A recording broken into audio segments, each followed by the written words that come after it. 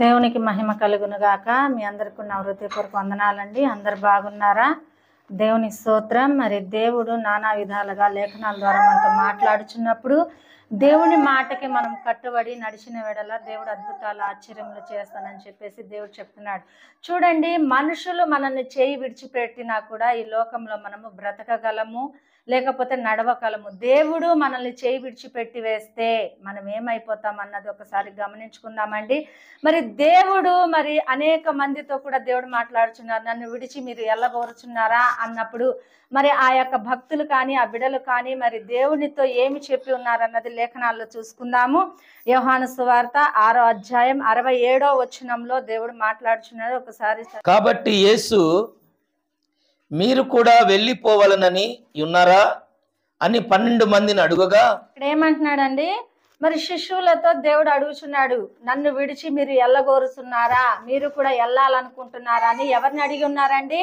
దేవుని అనుసరించి నడుస్తున్న బిడల్ని దేవుడు అడుగుతున్నారు, మీరు కూడా ఎల్లగోరుతున్నారా నన్ను విడిచి అన్నప్పుడు మరి వారు సమాధానం కూడా అక్కడ ఇచ్చినట్లు లేఖనాల ద్వారా తెలియపరుచు. ఒక్క క్షణం మనల్ని ఆ మాట అడిగితే మనం ఏం జవాబు చెప్తామండి? ఏమి జవాబు చెప్తాము? తండ్రి, నా పనులతో నేను వెళ్ళిపోతాను, లేకపోతే నా అవసరతలతో వెళ్ళిపోతాను, లేకపోతే నీతో నేను కలిసి ఉండలేను, ఈ శ్రమ ఈ కష్టము నేను పడలేను, నేను వెళ్ళిపోతాను అని జవాబు మనం ఇచ్చేవారిగా ఉంటున్నామా? ఏ విధముగా మనం దేవునికి సమాధానమును ఇచ్చేవారిగా ఉంటున్నాం అన్నది ఒకసారి తెలుసుకోవాలండి. లేఖనాలు నిజముగా మనల్ని బోధించి మనల్ని నడిపిస్తున్నప్పుడు కష్టం వచ్చినా, శ్రమ వచ్చినా, బాధ వచ్చినా కూడా దేవుణ్ణి అనుసరించి నడిచేవారు ఏం చేస్తారు తెలుసా? ప్రభు, కష్టమైన శ్రమైన నీతోనే నేను నడుస్తానని చెప్పేసి ప్రమాణం చేస్తారండి. చూడండి, బాప్తిసాలు తీసుకున్నప్పుడు ప్రమాణం, గొప్ప గొప్ప ప్రమాణాలు మనం చేస్తాము. నష్టం వచ్చినా, ఇబ్బంది వచ్చినా, వ్యాధి వచ్చినా, నాకేం సంభవించినా కూడా నేను తీసుకుంటున్న బాప్తిసానికి కట్టుబడి లోబడి నీ మాట చొప్పున నడుస్తానని ప్రమాణాలు చేస్తున్నామే. ఆ ప్రమాణాలు ఏ విధంగా మనం విడిచిపెట్టి వేస్తున్నాం అన్నది ఒకసారి గమనించుకోవాలండి. చూడండి, వివాహం వచ్చినప్పుడు భార్య భర్తలకు కూడా ప్రమాణాలు చేస్తారండి. సుఖం వచ్చినా, దుఃఖం వచ్చినా, బాధ వచ్చినా, వ్యాధి వచ్చినా ఒకరినొకరు అంటుకట్టి నడుస్తారా అని చెప్పేసి ప్రమాణం చేపించినప్పుడు వారు కూడా ఏం చేస్తారు తెలుసా? ప్రమాణాలు చేస్తారు. ఆ ప్రమాణాల్లో మనం కట్టుబడి ఉంటున్నామా, లేదంటే మనకు శ్రమ వచ్చినప్పుడు మనం దేవుడిని విడిచి తిరుగుతున్నాం అన్నది ఒకసారి గమనించుకోవాలండి. లేఖనాల ద్వారా దేవుడు మాట్లాడుతున్నది అది మనతోనే. ఎందుకంటే లేఖనాల ద్వారా దేవుడు మనతో మాట్లాడుచున్నప్పుడు మన జీవితాలను సరి చేసుకోవాలండి. నిజముగా దేవుణ్ణి మనం విడిచిపెట్టి ఈ లోకంలో జీవించగలమా? దేవుడు లేకపోతే మనం ఉండలేమండి. బంధువులు విడిచిపెట్టినా ఉండగలము, లేదా భర్త భార్యను విడిచిపెట్టినా, భార్య భర్తను విడిచిపెట్టినా, బంధువులు రక్త సంబంధికులు అందరిని విడిచిపెట్టి వేసినా కూడా మనం ఈ లోకంలో బ్రతకగలము. కానీ దేవాతి దేవుడు మనల్ని విడిచిపెడితే మనం క్షణమాత్రం కూడా బ్రతకలేమండి. సీమోను పేతురు, ప్రభువా, ఎవని యొద్దకు వెళ్ళుదము? నీవే నిత్య జీవము మాటలు గలవాడవు. చూడండి, ఇక్కడ ఏమంటున్నాడండి, మరి ఆ భక్తుడు ఏమంటున్నాడు? ప్రభువా, మేము ఎవరి వద్దకు వెళ్ళుదాము? నీవే జీవము కలిగిన మాటలు బోధించువాడవు, సత్యమును బోధించువాడవు, మేము ఎవరి దగ్గరికి వెళ్ళినా మేము బ్రతకలేము ప్రభువా అని చెప్పేసి సాక్ష్యం ఇస్తున్నాడండి. మరి ఆ భక్తుడు ఏం చేస్తున్నాడు? యేసయ్య ఎంటతో నడుస్తున్నాడు, యేసయ్య చేసే అద్భుతాలు చూస్తున్నాడు, యేసయ్య చేస్తున్న సూచక క్రియలు తను చూస్తున్నాడు కాబట్టి అతను ఏమని పలుకుతున్నాడు తెలుసా? మేము ఎవరి వద్దకు వెళ్ళగలము ప్రభువా నిన్ను వీడి అని చెప్పేసి సాక్ష్యం ఇస్తున్నాడండి. నిజంగా మనం ఇవ్వగలుగుతున్నామా? నిజంగా మనం ఆ మాట పలకగలుగుతున్నామా? దేవుని పక్షాన మనం సాక్ష్యం ఇచ్చేవారిగా ఉంటున్నామా? దేవుడు చూడండి, ఏదన్నా చిన్న అద్భుతం చేసినా, ఆశ్చర్యకార్యం చేసినా కూడా సాక్ష్యమే మనం ఇవ్వలేమండి. మరి అలాంటప్పుడు దేవా నిన్ను ఎంటాడుతాను, ప్రభువా నిన్ను ఎమ్మటిస్తాను, ప్రభువా నీ తోడుంటాను అని చెప్పి ఎలా సాక్ష్యం ఇవ్వగలము? అదంతా కపటం అండి. చూడండి, నిజముగా నీ జీవితంలో కార్యం జరిగినప్పుడు ధైర్యంగానే నువ్వు సాక్ష్యం ఇవ్వవే. మరి దేవుడితో నేను నడుస్తాను అన్న సాక్ష్యం ఇవ్వటము కూడా అది సాధ్యం కాదండి. చూడండి, దేవుడు లేఖనాల ద్వారా మనతో మాట్లాడుచున్నప్పుడు, దేవుడు మనతోనే డైరెక్టర్గా మాట్లాడుచున్నప్పుడు ఈ క్షణంలో మనం ఒక్కసారి సరి చేసుకోవాలండి. నిజముగా దేవుని పక్షమున మనం నిలబడుతున్నామా? దేవుడు చేస్తున్న అద్భుతాలకు మనం సాక్ష్యం ఇస్తున్నామా? దేవుడిని రుచి చూసిన వారు సాక్ష్యం ఇస్తున్నారండి. నిన్ను విడిచి మేము ఎక్కడ వెళ్ళగలము? ఈ లోకంలో బ్రతకలేము ప్రభువా నిన్ను వీడి అని చెప్పేసి సాక్ష్యం చెప్తున్నప్పుడు చూడండి, భార్యకు శ్రమ వచ్చినప్పుడు భర్తతో మాట్లాడుతుందండి, ఇదిగో నువ్వు లేకపోతే లేకపోతే నేను బ్రతకలేను, నువ్వు నాతో మాట్లాడకపోతే నేను ఉండలేను, నువ్వు నడిపించకపోతే నేను నడవలేను అన్నట్లుగా మాట్లాడుతున్నప్పుడు దేవాతి దేవుడు మన కొరకు ప్రాణ త్యాగం చేస్తున్నాడు కదండి. మన పాపముల కొరకు, మన దోషముల కొరకు ఆయన సిలువ మీద వెక్కిన గొప్ప దేవుడు కదా. ఆ మాట మాట్లాడాలంటే మనకు నోటికి రాలేకపోతుందండి. ఏ విధంగా మనం దేవుణ్ణి ప్రేమిస్తున్నాము? నిజంగా నువ్వు దేవుణ్ణి ప్రేమిస్తే, నిజంగా దేవుడు చేసే అద్భుతాలు నువ్వు రుచి చూస్తే, నిజంగా దేవుడే నీతో మాట్లాడితే, నిజంగా వాక్యానికి నువ్వు కట్టుబడి ఉంటే, నిజంగా దేవుడు మాట్లాడుతున్న మాటకు నువ్వు విధేయత కలిగి ఉంటే నీవు కూడా అదే మాట పలుకుతావండి. ఈ లోకంలో మనం బ్రతికితే 70 సంవత్సరాలు లేకపోతే 80 సంవత్సరాలు బతుకుతాము. కానీ నిత్య రాజ్యంలో, పరలోక రాజ్యంలో యుగములో ఆయనతో మనం ఉండాలి. కాబట్టి ఏ విధంగా నువ్వు సాక్ష్యం ఇస్తున్నావు అన్నది ఒక్కసారి గమనించుకోవాలండి. సాక్ష్యములు అనగా నానా విధమైన సాక్ష్యములు మనం పంచుకోవాలండి. చూడండి, నువ్వు సాక్ష్యం ఇస్తుంటే నిన్ను బట్టి అనేకులు మారుతారు. నిజంగా కదా, ఆ దేవుడు గొప్పవాడు కదా, ఆ దేవుడు ఆశ్చర్యకార్యుడు కదా, ఆ దేవుడు మన పాపముల కొరకు మరి చూడండి ఆయన ప్రాణం అర్పించున్నాడు కదా, ఆయన శక్తిమంతుడు కదా అని చెప్పేసి నిన్ను బట్టి అనేకులు వస్తారండి. నీవే సాక్ష్యం ఇవ్వకపోతే, నీవే దేవునికి మాదిరికరంగా లేకపోతే మరి నిన్ను చూసిన వారు ఏమైపోతారు, నీవు ఏమైపోతావు అన్నది ఒకసారి గమనించుకోవాలండి. చూడండి, మరి అపోస్తుల కార్యము 5వ అధ్యాయము 20వ వచనంలో కూడా దేవుడు మాట్లాడుచున్నాడండి. అపోస్తుల కార్యము 5వ అధ్యాయం 20వ వచనంలో దేవుడు మాట్లాడుచున్నాడు. ఈ జీవమును గూర్చిన మాటలన్నీయు ప్రజలతో చెప్పుడని వారితో అనెను. చూడండి, ఈ జీవము కూడిన మాటలంట. ఏమి మాటలండి?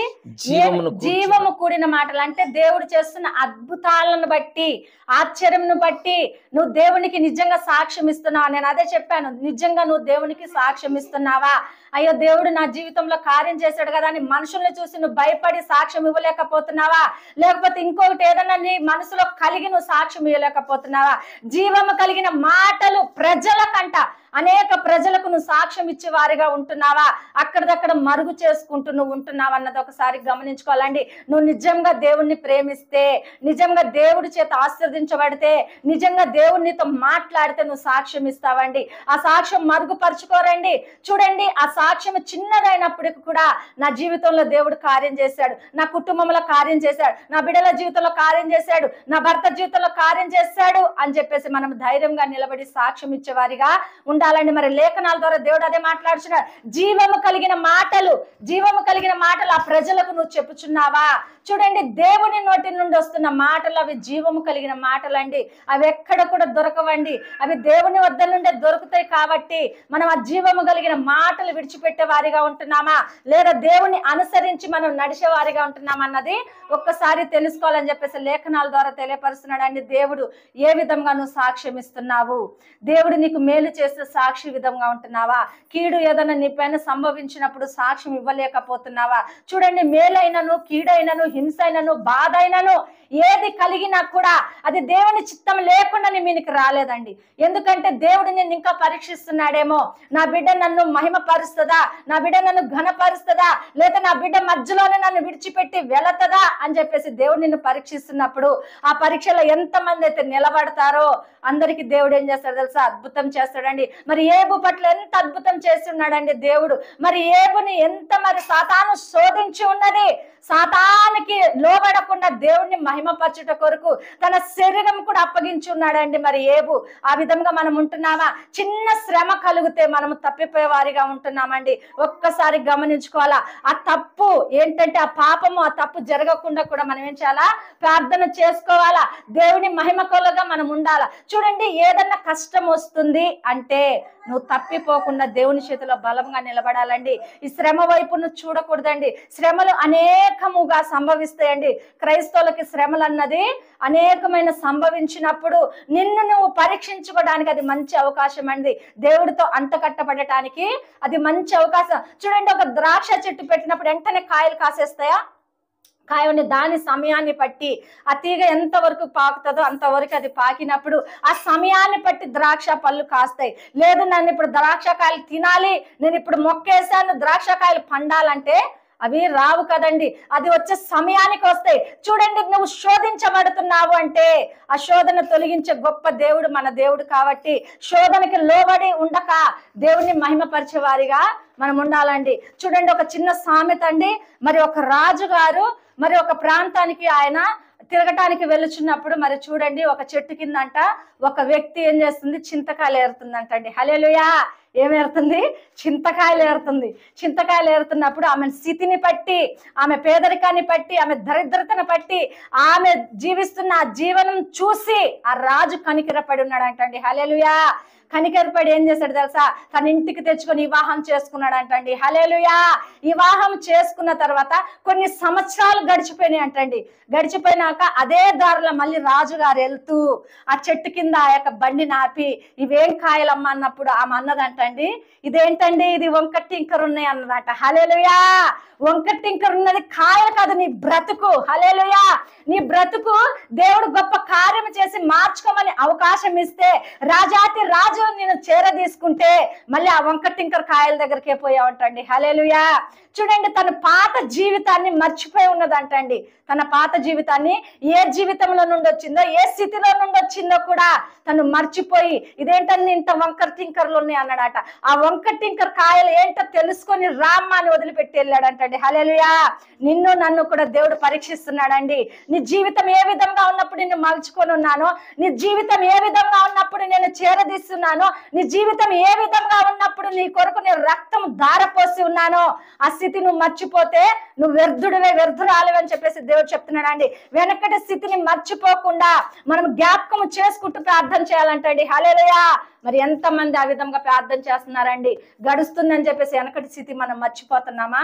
లేదండి. వెనకటి స్థితిని జ్ఞాపకం చేసుకుని ప్రార్థన చేయాలా. ప్రభువా, నేను ఈ స్థితిలో ఉన్నాను, దీన స్థితిలో ఉన్నాను, పేదరిక స్థితిలో ఉన్నాను, దరిద్ర స్థితిలో ఉన్నాను, నేను ఎవరికి పనికిరాని స్థితిలో ఉన్నాను, ఈ దినము నన్ను ఉన్నత స్థానంలో పెట్టున్నావు ప్రభా, అందుని బట్టి నేను మహిమపరుస్తున్నాను ప్రభా అని చెప్పి మహిమపరచాలా. లేదా వెనకున్నవన్నీ మర్చిపోయి ప్రభా నాకు ధనం వచ్చింది, లేకపోతే నాకు ఆస్తి వచ్చింది, నా పేరు అనేకులు మాట్లాడుచున్నారు, నేను గొప్పదాన్ని అంటున్నారు అని చెప్పేసి నువ్వు గర్వించి అది చూసుకుంటున్నావా? హల్లెలూయా. మరి వారు ఏం చేస్తున్నారండి? దేవుడు చేస్తున్న అద్భుతాలని బట్టి వారు మహిమ పరుస్తున్నారు. మనము కూడా దేవుడు చేస్తున్న అద్భుతాలను బట్టి మహిమ పరుస్తున్నామా? మనకున్న సమస్తాన్ని చూసి మనం ఆనందపడుతున్నామా? ఒక్కసారి గమనించుకోవాలండి. దేన్ని బట్టి మనము మహిమ పరుస్తున్నాము, దేన్ని బట్టి మనం ఆనందిస్తున్నామన్నది మరి లేఖనాల ద్వారా దేవుడు మాట్లాడుచున్నప్పుడు నిజంగా దేవుడి మాటలో మనం కట్టుబడి ఉంటున్నామా? దేవుడికి మనం విధేయత కలిగి ఉంటున్నామా? లేకపోతే ఆ వంక టింకర్ కాయల్ లాంటి ఆ వ్యక్తి లాగా మనం ఉంటున్నామా? మన బ్రతుకు వంక టింకర్ అవుతే దేనికి కూడా ఉపయోగపడదండి. నువ్వేం చేయాలా? నిలువుగా కూడా ఉండాలండి. తల నుండి పాదం వరకు ఒకే సైజుగా ఒకే రీతిగా ఉన్నప్పుడు పరిశుద్ధాత్మ దేవుడు నిన్నేం చేస్తాడు తెలుసా? నీలో ఏదైనా వంకరున్నా, ఏదైనా మచ్చలున్నా, ఏదైనా డాగులున్నా దేవుడు ఏం చేస్తాడు తెలుసా? పరిశుద్ధాత్మతో నిన్ను శుభ్రంగా కడుక్కుంటాడండి. లేదు ప్రభా, నేను ఆ బ్రతుకులను జీవిస్తాను, ఆ బురదలోనే ఉంటాను, ఆ పాపంలో ఉంటానంటే వెళ్ళమని చెప్పేసి దేవుడు చెప్తాడండి. హల్లెలూయా. ఆ పాపం వైపు ఎల్లక, ఆ రోత వైపు ఎల్లక దేవుడు ఏం చేస్తున్నాడు తెలుసా? అందుకే అద్భుతాలు చేస్తున్నాడండి. నీ పట్ల ఆశ్చర్యమును దేవుడు చేస్తున్నప్పుడు దేవుడిని మహిమపరిచే వారిగా ఉండాలా. చూడండి, మరి మత్తయి సువార్త 16వ అధ్యాయం 16వ వచనంలో కూడా దేవుడు మాట్లాడుచున్నాడు. అందుకు సీమోను పేతురు, నీవు సజీవుడగు దేవుని కుమారుడువైన క్రీస్తు అని చెప్పెను. చూడండి, ఇక్కడ ఏమంటున్నాడండి? అందుకు సీమోను, సజీవుడైన దేవుని కుమారుడవు నీవు అని చెప్పేసి అక్కడ పలుకుచున్నాడండి. మనం చెప్పగలుగుతున్నామా? నిజంగా నువ్వు దేవుడు అయ్యా, నువ్వు రక్షకుడు అయ్యా, నువ్వు మా కొరకు వచ్చి ఉన్నావయ్యా మనం చెప్పుచున్నామండి? లేదండి. ఏదన్నా సంథింగ్ ఏదన్నా మనలో జరిగిందంటే నువ్వేం దేవుడవయ్యా, నేను ఇంత ఆరాధిస్తున్నా, ఇంత ప్రార్థన చేస్తున్నాను, ఇంత మహిమపరుస్తున్నాను, నువ్వు ఏ కార్యము చెయ్యట్లేదు ఏంటయ్యా అని చెప్పేసి మనం గొనుక్కుంటాం, సొనుక్కుంటాం. కానీ అపోస్తుడైన పేతురు ఏమని చెప్తున్నాడు తెలుసా? నువ్వు సజీవుడవయ్యా, నువ్వు దేవుని కుమారుడవు, నేను వెరిగి ఉన్నానని చెప్పేసి ఆయనతో పలుకుతున్నాడండి. ఒకవేళ నిజంగా దేవుడు ఈ దినం వచ్చి మనల్ని అడిగితే, దేవుడు వచ్చి మన పక్షంలో నిలబడితే మనం ఏం చేస్తాం తెలుసా? గుడ్డివారి వలె నువ్వు ఎవరివయ్యా అని చెప్పేసి అంటామండి. మరి చూడండి, అపోస్తులైన మరి యొక్క పౌలు అని ఉన్నాడండి, నువ్వు ఎవడివి అన్నట్లుగా మనం కూడా ఏం చేస్తామంటే మన నేత్రములు మూయబడిన స్థలంలో ఉండి చీకటి మనకు కమ్మరించినప్పుడు నువ్వు ఎవరివయ్యా అని చెప్పేసి అడుగుతాము కదండి, అడుగుతాం. మరి ఆ పేతురు అంటలేదండి, నువ్వు జీవము కలిగిన దేవుడవు, నువ్వు శక్తిమంతుడవు, నువ్వు శాలేము రాజవు, పరలోక రాజ్యానికి తీసుకువెళ్ళే దేవుడవు, నాథుడు అని చెప్పేసి ఆయన అక్కడ మహిమపరుస్తున్నాడండి. మహిమపరిచే స్థలంలో ఆయన ఉన్నాడు, విడవబడే స్థలంలో మనం ఉన్నామండి. హల్లెలూయా. ఎందుకంటే ఆయన యేసయ్యతో నడిచి యేసయ్య చేస్తున్న అద్భుతాలను చూస్తున్నాడు. కానీ మనం యేసయ్య ఎన్ని అద్భుతాలు చేసినప్పటికీ కూడా మనం ఏం చేస్తున్నాం తెలుసా? ఆశీర్వదించబడే స్థలంలో ఉంటున్నావా, ఇడవబడే స్థలంలో మనం ఉంటున్నామండి. ఇడవబడే స్థలంలో ఉన్నప్పుడు మనల్ని ఎవరు రక్షిస్తారు, ఎవరు కాపాడుతారు అన్నది ఒక్కసారి గమనించుకోవాలా. చూడండి, మార్కు సువార్త 8వ అధ్యాయం 29వ వచనంలో కూడా మాట్లాడుచున్నాడు దేవుడు. అందుకాయన, మీరైతే నేను ఎవడనని చెప్పుచున్నారని వారిని అడుగగా, చాలండి పేతురు, నీవు క్రీస్తు అని ఆయనతో చెప్పెను. చాలండి. అక్కడ ఏమని చెప్తున్నారు? మీరు నేను ఎవరిని అని అనుకుంటున్నారు, ఎవరిని అని చెప్పుచున్నారు అన్నప్పుడు అక్కడ ఏమంటున్నాడండి, నీవు క్రీస్తువి, నువ్వు రక్షకుడివి అని చెప్పేసి ఆయన ఏం చేస్తున్నాడు తెలుసా? ధైర్యముగా గట్టిగా చెప్తున్నాడు అంటండి. హల్లెలూయా. ఒకవేళ మనం ఉన్న స్థలంలో ఒకవేళ 10 మంది వచ్చి నిజంగా నువ్వు ఆరాధిస్తుంది యేసయ్యనా అంటే మనం ఏం చేస్తాం తెలుసా? నేను నిజంగా దేవుణ్ణి ఆరాధిస్తాను లేదండి, యేసయ్య ఎవరో తెలియదని కూడా చెప్పే సమయం కూడా మనకు వస్తుందండి. హల్లెలూయా. ఆయన ఏం చేస్తాడు తెలుసా? క్రీస్తు గురించి నేను చెప్తున్నాను. నువ్వు నిజంగా క్రీస్తు గురించి ఇరుగు పొరుగు వారికి చెప్పుచున్నావా? నువ్వు విన్న వాక్యం ఇక్కడ విడిచిపెట్టి వేసి వెళ్తున్నావా, లేదా నువ్వు విన్న వాక్యం వెళ్ళి అనేకులకు చెప్పుచున్నావా? నిజమైన దేవుడు రక్షకుడు, ఆయన మహిమపరిచేవాడు, మనల్ని రక్షించేవాడు అని చెప్పేసి అనేకులకు నువ్వు చెప్పుచున్నావా, లేదా ఇన్న వాక్యం ఇక్కడే మర్చిపెట్టి వేసి లేదా ఇక్కడే వదిలిపెట్టి వేసి నువ్వు వెళ్ళి మరి అక్కడ జీవిస్తున్నావా, ఏ విధంగా ఉంటున్నావు అన్నది మరి ఒక్కసారి మనం తెలుసుకోవాలండి. మన హృదయాన్ని అడిగితేనే మన హృదయమే మనకు సమాధానం చెప్తుందండి. చూడండి, ఏ విధముగా నువ్వు ఉంటున్నావు ఈ లోకంలో. దేవుని మహిమపరిచే వారిగా ఉంటున్నామా, దేవుని ఘనపరిచే వారిగా ఉంటున్నామా, అనేకులకి దేవుని సువార్త చెప్పేవారిగా ఉంటున్నామా, లేదా మనం ఇక్కడ ఇన్నది ఇక్కడ మర్చిపోయి ఇంటికెళ్ళి చక్కగా వండుకొని తిని పడుకునే వారిగా ఉంటున్నామా, దేవుని నిజంగా మహిమపరిచే వారిగా ఉంటున్నామా అన్నది ఒక్కసారి తెలుసుకోవాలండి. 1 యోహాను 4వ అధ్యాయం 2వ వచనంలో కూడా దేవుడు మాట్లాడుచున్నాడు. యేసుక్రీస్తు శరీరధారియే వచ్చినని ఏ ఆత్మ ఒప్పుకొనునో అది దేవుని సంబంధమైనది, ఏ ఆత్మ యేసును ఒప్పుకొనదో అది దేవుని సంబంధమైనది కాదు. చూడండి, ఇక్కడ ఏమని చెప్తున్నాడండి? యేసు క్రీస్తు భూలోకమందు వచ్చినప్పుడు ఏ ఆత్మ ఆయనను ఒప్పుకుంటదో అదేమవుతుందండి? దేవుని మహిమపరుస్తుంది. ఏ ఆత్మ ఒప్పుకొన్నదో అది ఎవరు సంబంధికులంట? సాతాను సంబంధికులు అనుకోవచ్చు, లేకపోతే లోక సంబంధికులు కూడా అనుకోవచ్చు. ఏ ఆత్మని మనం ఒప్పుకుంటామో, ఏ ఆత్మ గురించి మనం సాక్ష్యం ఇస్తామో, ఏ ఆత్మని మనం మహిమపరుస్తామో మరి ఏమవుతారంటే దేవుని సంబంధికులు అంట. హల్లెలూయా. వారు దేవుని సంబంధికులు అనబడదురు, అంటే దేవుని కుమారులు, దేవుని కుమార్తెలు అనబడదురు. మరి ఏ ఆత్మని మరి దేవుణ్ణి అంగీకరించరో మరి వారు ఎవరి సంబంధికులు అన్నది వారికే తెలియపరచబడుతుందండి.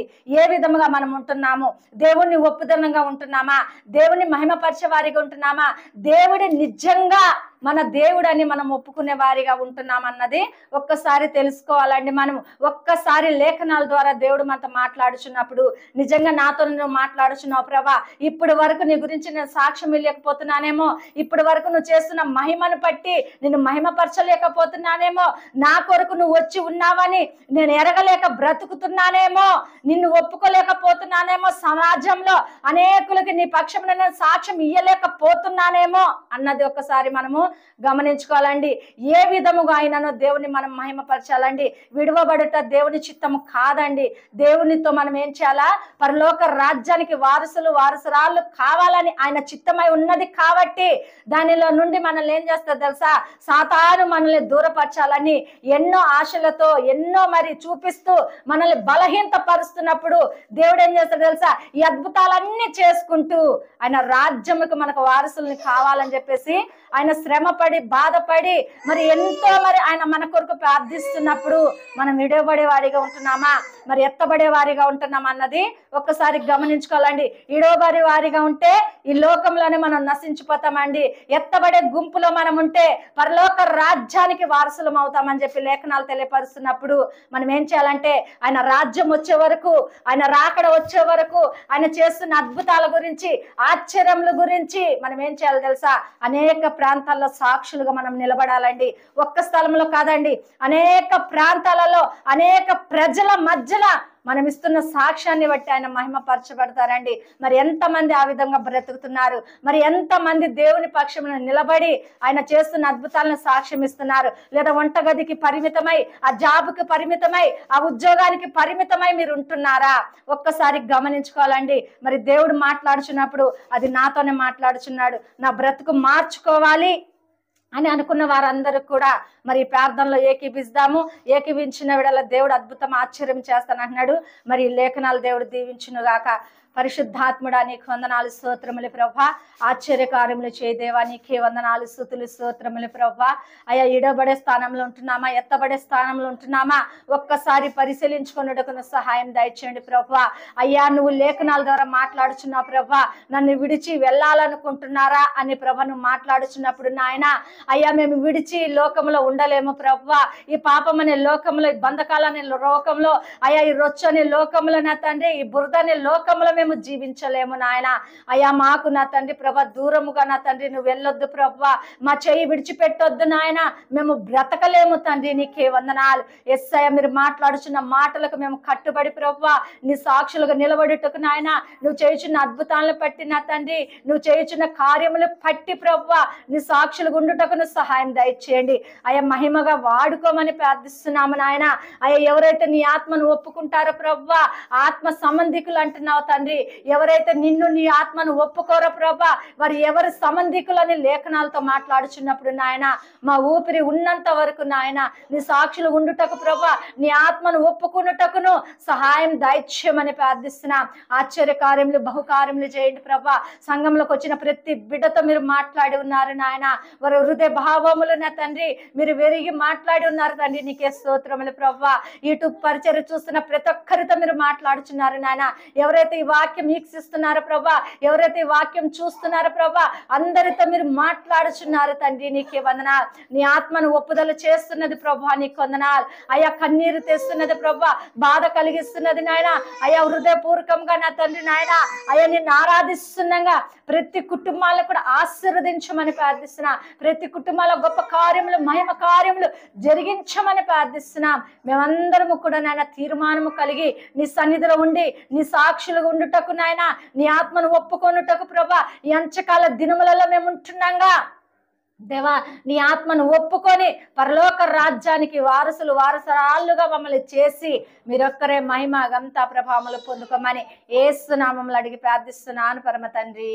ఆమేన్. మీ అందరికీ నా హృదయపూర్వక వందనాలు.